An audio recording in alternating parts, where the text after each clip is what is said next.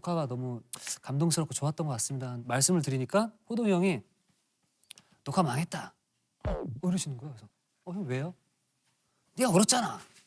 그래서 울면 안 되는 거예요. 그러니까 야, 트가 봐라. MC가 울면 게스트는 네 눈물을 보고 못 운다, 못 울어. 네가 울면 포커스는 너한테 맞춰진다. 그래서 MC는 절대 울면 안 된다. 라고 얘기를 딱 해주시는 거예요. 와 맞네.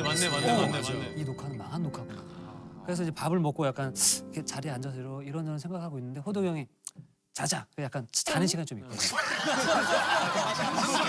특히 중간에 항상 뜨는 시간이 있거든요. 잠깐 대기실 불 끄는 시간이 있어. 잠깐 자.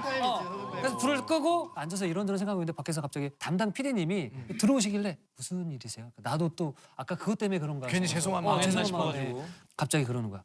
이특 씨 아까 너무 슬펐는데 이특 씨가 눈물 흘릴 때 나 같이 울었잖아.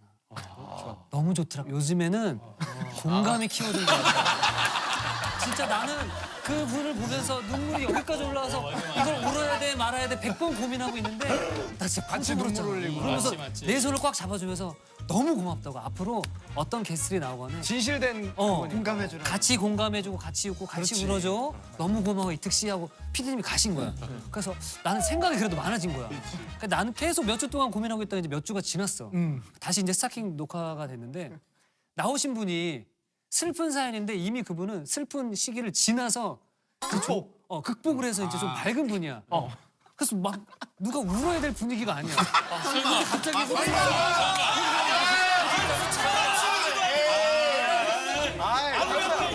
설마 아니시죠? 시간 다 지났어. 밝은 거야. 4주가 지났는데 호동이 갑자기 이러고 있다가 조심해! 입을 꽉 다물더니 여기 주머니에 항상 손수건 있어. 손수건 지금도 이렇게, 있어. 이렇게 꺼내더니 갑자기 막 눈을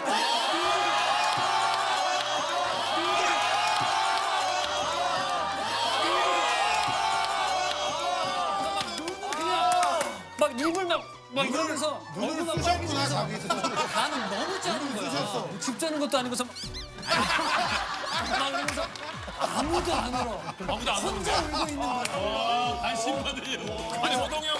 관종! 그러면서 저 호동이도 눈물이 앞을 가립니다. 이 멘트를 딱 한 거야. 나 뭐 되게 혼란스러워졌어. 아무도 안 오는데. 그러고 나서 기사가 났어. 이래서 국민 MC 강호동 카리스마 진행에서 게스트와 함께 감동의 눈물을 시청자들로 하여금 감동을 선사해.